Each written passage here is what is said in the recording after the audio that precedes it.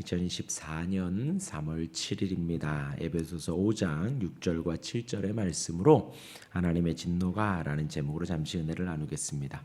어제 말씀은 하나님의 나라의 기업을 받지 못하는 이들에 대하여서 말씀을 드렸습니다. 바울은 음행하는 자, 탐하는 자는 우상 숭배자라고 경고했습니다. 우리에게 아주 현실적인 경고를 한 것이죠. 성도들이 그리스도의 사람으로, 하나님의 사람으로, 하나님의 자녀로 살아감에 있어서 이 부분을 참 조심해야 한다 말씀을 드렸습니다. 오늘은 그렇게 이제 교회에서 가르칠 것을, 그런데 바르게 가르칠 것을 권면하고 있습니다. 교회 안에서 헛된 말로 속이는 자들이 있다는 것이지요. 거짓 선생들이 있다는 것입니다. 속임수를 쓰고 간사한 유혹에 빠지게 하는 이들입니다. 그들은 세상의 온갖 교훈들이 옳다고 하는 자들입니다. 이제 위에 언급한 3절에서 5절의 말씀의 흐름을 받아보면 하나님의 말씀으로 음행과 더러운 것을 가르치는 것이죠. 하나님의 말씀으로 탐욕을 가르치는 것입니다.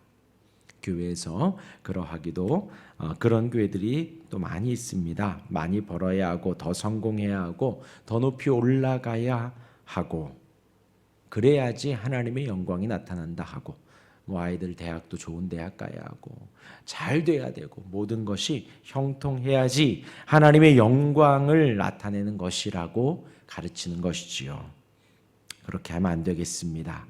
교회의 탈을 쓰고 기독교의 탈을 쓰고 하나님의 뜻이라는 말을 하면서 또 음행을 말하는 자들도 사실 저는 많이 봤습니다. 그것이 옳다고 하기도 하고 자신이 저지른 음행에 대하여서 아니라고 하나님의 뜻이라고 말하는 사람들도 많이 전 보았습니다. 그러지 말라는 것이지요. 이런 거짓 가르침과 탐욕이 가득하면 그 안에는 하나님이 거하실 곳이 없습니다. 저와 여러분들도 마찬가지예요. 이러한 탐욕이 가득하고 거짓 가르침이 가득하면 우리 안에는 하나님이 거하실 곳이 없습니다. 하나님이 왕이 되어야 하고 하나님이 주가 되어야 하고 하나님이 우리를 이끌어 가셔야 하는데 속임이 왕이 되고 거짓이 왕이 된다면요. 우리는 잘 알고 있습니다. 거짓말을 하게 되면 그 거짓을 덮기 위해서 또 다른 거짓말을 해야 하죠. 또 다른 거짓말을 해야 하고요. 그래야 하면 내 마음 안에는 나의 중심에는 거짓만 가득하게 되는 것입니다. 하나님이 왕이 되고 말씀이 나를 이끌어 가야 하는데 거짓이 왕이 되고 거짓이 나를 이끌어 가게 되는 것이지요. 또 탐욕이 가득할 때에는요, 하나님이 아닌 탐욕이 왕이 됩니다. 우리가 성령 충만에 대하여서 제가 여러 번 말씀드렸지요. 성령 충만은 성령께서 나를 이끌어 가실 때 성령 충만이라 하였습니다. 내가 말씀에 순종할 때에 하나님의 말씀에 순종할 때에 내가 성령 충만하다 하였습니다. 그런데요, 우리가 그 반대의 삶도 충분히 살 수 있다는 거예요. 탐욕이 충만할 때에 우리는 탐욕으로만 가득하여 살 수 있습니다. 그러니까 그렇게 사는 것이 탐욕으로 사는 것이 어렵지 않다는 거예요. 내가 가지고 싶은 욕심으로 가득해도 우리의 눈은 반짝반짝 빛이 납니다. 내가 하고 싶은 일을 할 때에 우리는 3일 밤낮을 새도 피곤하지 않습니다. 성령 충만과 비슷하지요.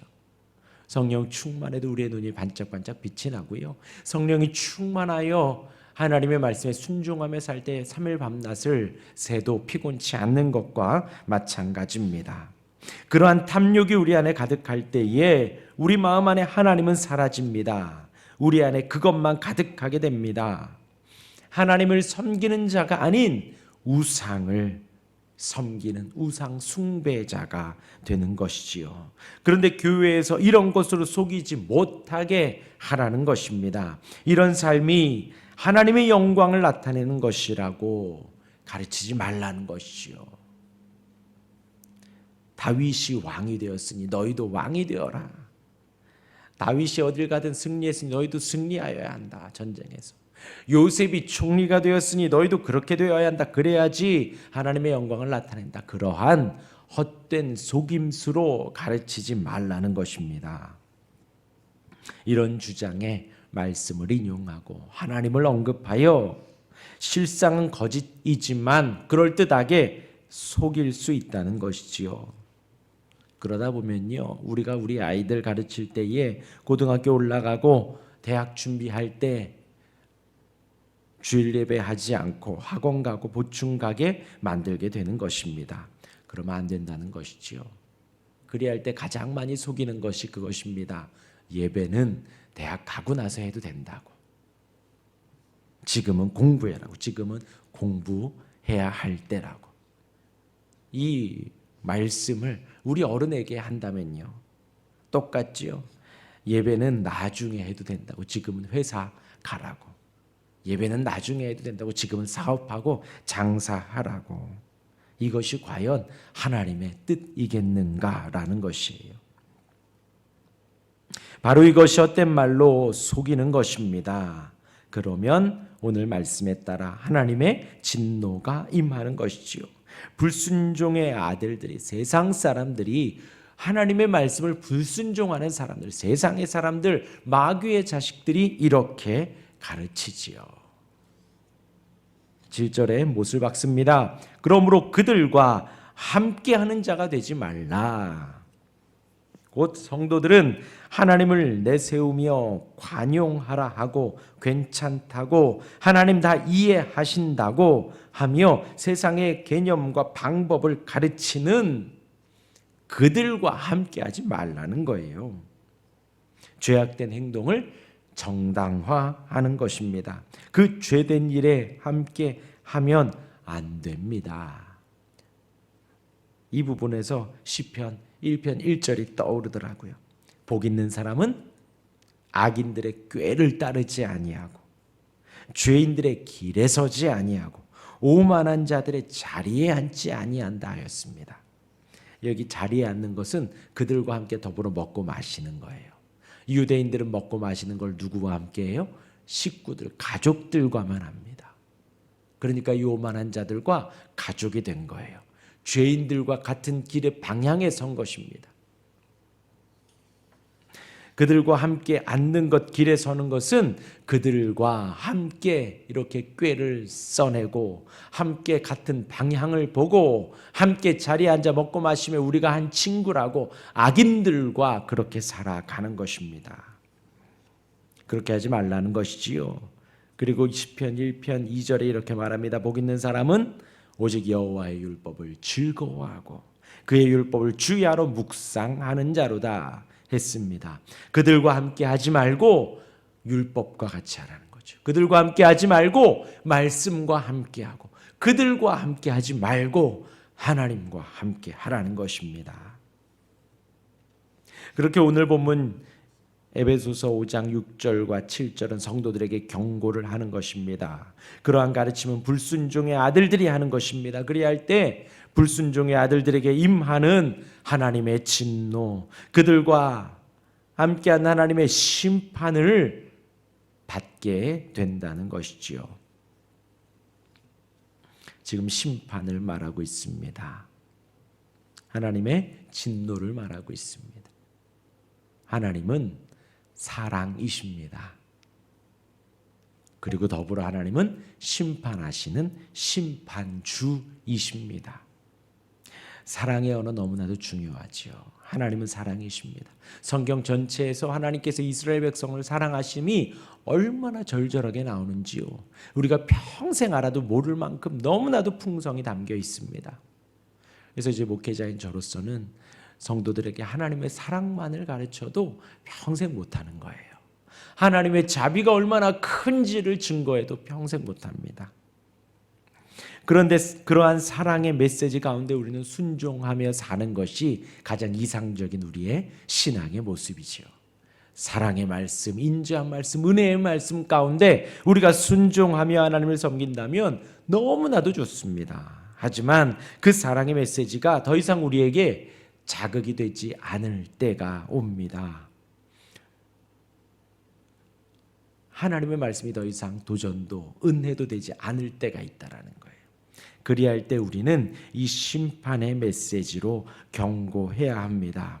하나님의 진노와 하나님의 심판의 말씀 가운데에 우리가 자극을 받고 도전을 받고 하나님 앞에 나아가야 한다는 것이죠. 주님 다시 오실 때에, 그리고 주님의 심판 이후에는 우리가 하나님과 더불어 살아갈 때에는 사랑만이 가득합니다. 완전한 사랑만이 가득합니다.